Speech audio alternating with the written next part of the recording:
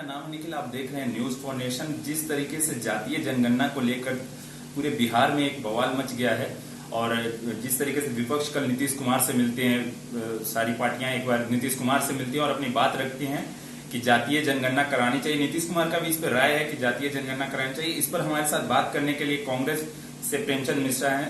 Sir, कल आप लोगों ने नीतीश कुमार से मुलाकात की और जातीय जनगणना को लेकर के पत्र लिखा, मतलब जातीय जनगणना करवाने को लेकर के आप लोग मिले, क्या कैसे थे? नीतीश कुमार जी ने राज्य में जातीय जनगणना को लेकर कुछ बयान दिए हैं।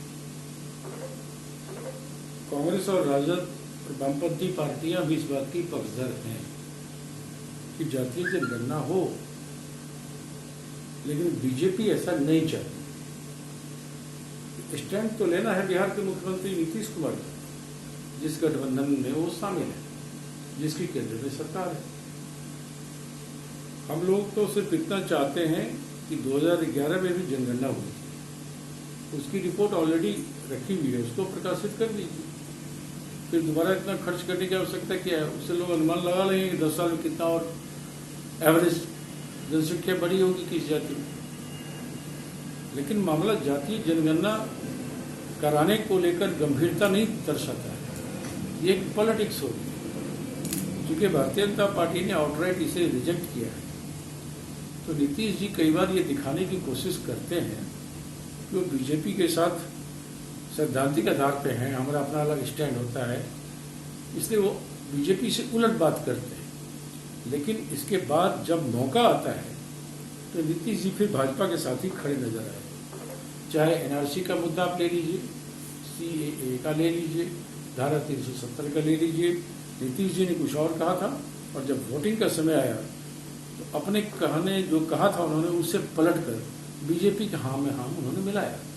तो जनसंख्या मामले में भी आप देखेंगे उन दोनों में अलग अलग रहे और ये जातिगत जनगणना में भी अलग अलग रहे, लेकिन इसमें होगा वही, नीतीश जी करेंगे वही जो बीजेपी चाहेगी। इसलिए हमें उनके नियत पर गंभीर संदेह है कि नीतीश जी इस मुद्दे में स्टैंड लेंगे। हम लोग उन पर मिलकर, उनसे मिलकर जो विभिन्न हमारी पार्टियां हैं गठबंधन की, एक तरह से उन्हें उनके पाले में बॉल को रख दिया कि आप जो बोले उसको एग्जीक्यूट करेंगे, आपकी सरकार है, आप चिट्ठी क्यों लिखिएगा, उसका क्रियान्वयन करेंगे। पटना यूनिवर्सिटी को केंद्रीय विश्वविद्यालय बनाने के लिए भी लिखा था, बिहार को स्पेशल स्टेटस मिले इसके लिए भी लिखा था। इन कभी इनके किसी बात पर जब से नरेंद्र मोदी जी प्रधानमंत्री बने हैं, केंद्र ने इनको ध्यान नहीं दिया। तो मुझे नहीं लगता इनके चिट्ठी लिखने से भी या कहने से कुछ होगा। अगर आपकी नीयत साफ है, आप इस पर कड़ा स्टैंड लीजिए। बिहार के विपक्षी दल इस मुद्दे पर आपको साथ देने को तैयार है। बीजेपी के कुछ नेताओं का कहना है कि गरीबों की जनगणना होनी चाहिए, जातीय जनगणना नहीं, गरीबों की जनगणना होनी चाहिए। आश्चर्य लगता है कि बीजेपी गरीबों की जनगणना की बात करती है। गरीबों को सस्ते दर पे अनाज मिले, पेट्रोल डीजल रसोई गैस सस्ता मिले, इसकी बात बीजेपी क्यों नहीं करती?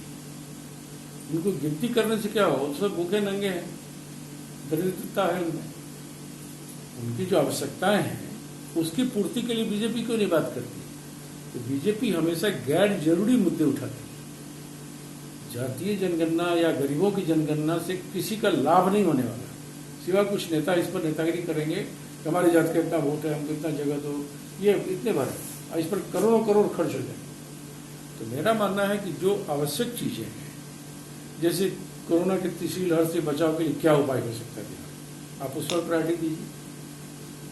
पेट्रोल डीजल रसोई गैस खाद्य पदार्थ खाद्य तेल की कीमत कैसे कम हो, इसको प्रायोरिटी दीजिए। हम सभी उसमें साथ देने को तैयार हैं। लेकिन गैर जरूरी मुद्दे उठाना भारतीय जनता पार्टी का एक फितरत है और जान के ऐसे काम करती है जिससे लोगों का मुख्य समस्याओं से ध्यान भटकाया जाए। ऐसा न होना चाहिए। भारतीय जनता पार्टी हो या जेडीयू, जो लोग सरकार में बिहार बैठे हैं, उनका फर्ज है कि वो काम करें, उस काम को प्रायोरिटी दें जिसकी आज जरूरत है। आखिरी सवाल रहेगा कि राष्ट्रीय कार्यकारिणी की बैठक है जदयू की, नीतीश कुमार दिल्ली पहुंचे हुए हैं, कयास ये लगाया जा रहा है कि ललन सिंह को अध्यक्ष बनाया जा सकता है या फिर नीतीश कुमार खुद फिर से कुर्सी अपने पास रख सकते हैं, कैसे देखिए? अब जेडीयू की कोई बैठक है, उसमें क्या फैसला होगा, ये कयासबाजी पर हम लोग क्यों चिंता करें?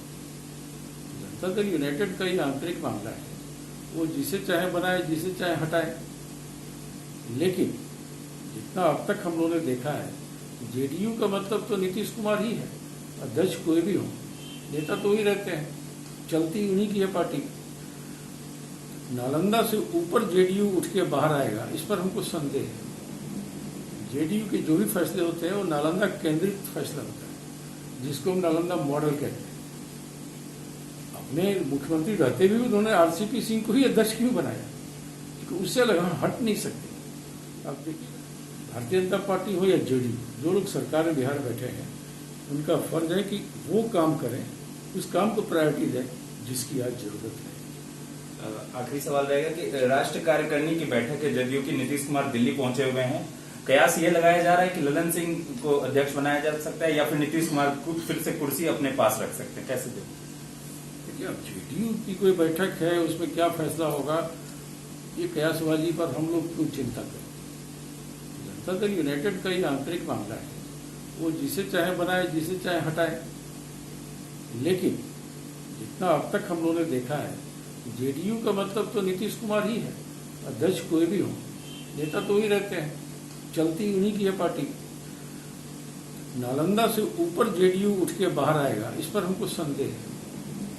जेडीयू के जो भी फैसले होते हैं वो नालंदा केंद्रित फैसला होता है, जिसको हम नालंदा मॉडल कहते हैं।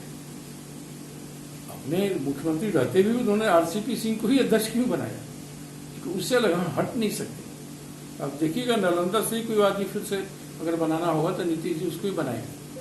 हो सकता है कोई नहीं मिलेगा तब खुद बन जाएंगे। ये जिसको चाहे बनाए हटाएं, हमारा इससे कोई लेना देना नहीं है। जेडीयू कुछ भी कर ले, बिहार में उसकी लोकप्रियता अब बिल्कुल खत्म हो चुकी है और जन समस्याओं से वो लोग विमुख हो गए हैं। अब कुछ भी करने से भी उन्हें इसका राजनीतिक लाभ बिहार में नहीं मिलेगा। सर, 10 माह का एक बच्चा है अयांश, जिसको लेकर के कल विधानसभा में भी उस पर चर्चा हुई थी। उसे 16 करोड़ की एक दवा की जरूरत है। इसको किस तरीके से आप लोग आर्थिक मदद करेंगे या फिर सरकार से क्या मांगते हैं? देखिए, ये एक बहुत बड़ा मानवीय प्रश्न है। हर व्यक्ति को जीने का अधिकार है। अगर कोई बच्चा किसी बहुत ही गंभीर बीमारी से परेशान है और उसके माता पिता को, परिवार को वो हैसियत नहीं है कि 16 करोड़ रुपए का एक इंजेक्शन का इंतजाम करें, तो स्वाभाविक है इसमें सरकारी मदद की दरकार पड़ेगी। 16 करोड़ रुपए एक बड़ी रकम है जो जन सहयोग से जुटाना एक कठिन कार्य है। सदन में बात आई थी, चर्चा हुई थी तब। मेरा मानना है कि केंद्र सरकार का पीएम रिलीफ फंड होता है, बिहार सरकार का सीएम रिलीफ फंड होता है, जिसमें बहुत पैसे होते हैं। तो ऐसे मामलों में नीतीश कुमार जी को या तो मुख्यमंत्री राहत कोष से या दिल्ली गए प्रधानमंत्री से बात करके पीएम रिलीफ फंड से उस बच्चे की जान बचाने के लिए हर संभव कोशिश करानी चाहिए। ये थे कांग्रेस के एमएलसी प्रेमचंद मिश्रा, जिन्होंने कहा कि राष्ट्रीय कार्यकारिणी बैठक से ये जदयू का आंतरिक मामला है। और भी बाकी अपडेट्स देंगे, बने रहिए न्यूज़ फॉर नेशन के साथ। धन्यवाद।